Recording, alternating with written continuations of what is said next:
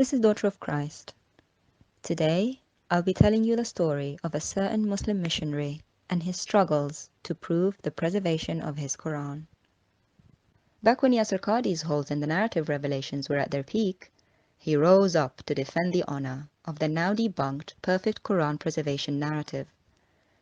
He claimed that the Quran reading of all Muhammad's companions was the same, and he even shamed us with a screenshot saying the same thing from a book he was reading.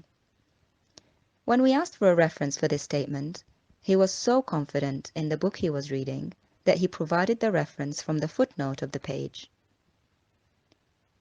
Here, he even types in the chat for more clarity. The reference is from Al-Suyuti's book, Al-Itqan fi Ulum al-Quran, Volume 1, page 177. We were so impressed by this valiant show of evidence, since we rarely get Muslims quoting specific references with volume and page, that we had to honor and check that reference.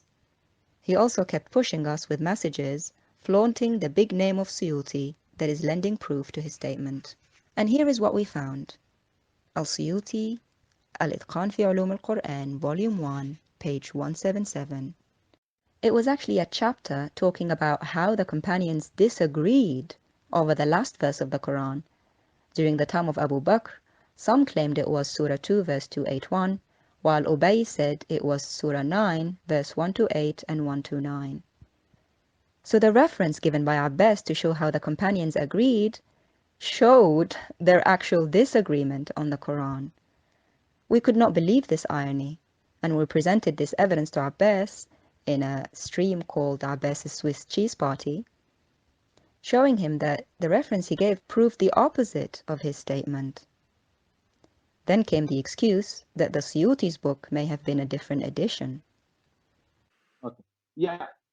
First of all, I just like to say, look, she put her side and she bring evidence. I don't know if her evidence matches the quote I gave because the references I got is second edition.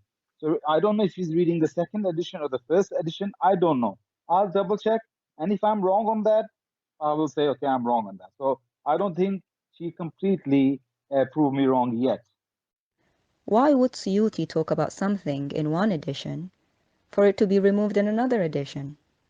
But anyway, we waited for proof from Abbas for the imaginary edition that he was talking about, and then silence for months and months and months. Then came the frantic retractions. It turns out the initial reference given was not correct, even though it was from Abbas's own mouths and his book's footnote that he himself provided us. Just like the narrative of the Quran, Abbas's narrative changed yet again. So what happened? Why did Abbas provide the wrong reference? Well, Abbas actually didn't misquote the book. He gave the exact footnote reference that was in the book. So who wrote that book? Who lied to Abbas along with other Muslims about the reference and made him spend months retracting it?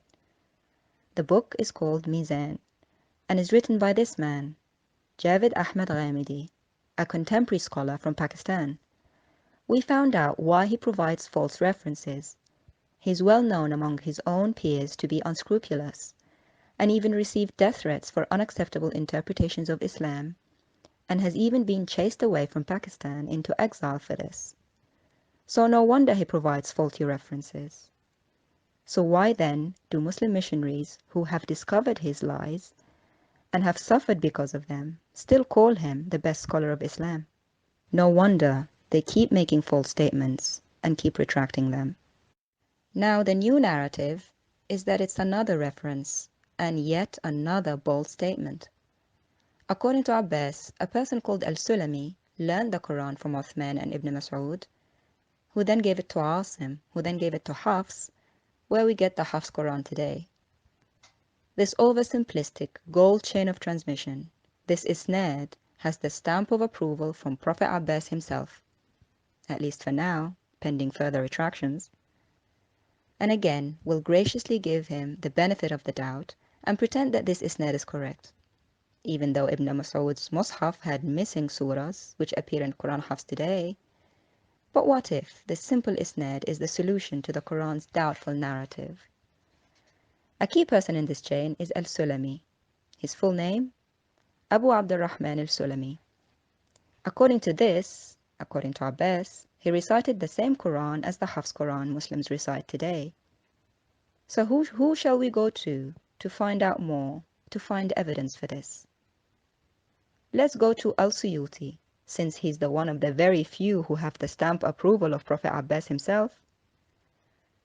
In Suyuti's book, Ad-Durr al-Mansur, volume 15, page 814 to 815, it was narrated that Abu Abdurrahman al-Sulami used to read to Muslims verses, here in the blue, that do not appear in the Hafs Quran today. Al-Sulami claimed that Ibn Mas'ud and the Prophet used to recite those verses. Any Muslim who can read Arabic, have a look at the verses in the blue box. They say, "O Allah, we seek help and forgiveness from you.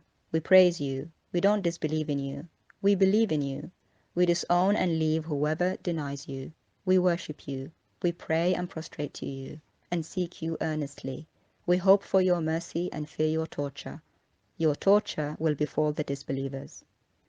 Abbas, these were the verses recited and taught by your beloved al-Sulami, a key person in your golden chain of Quran transmission.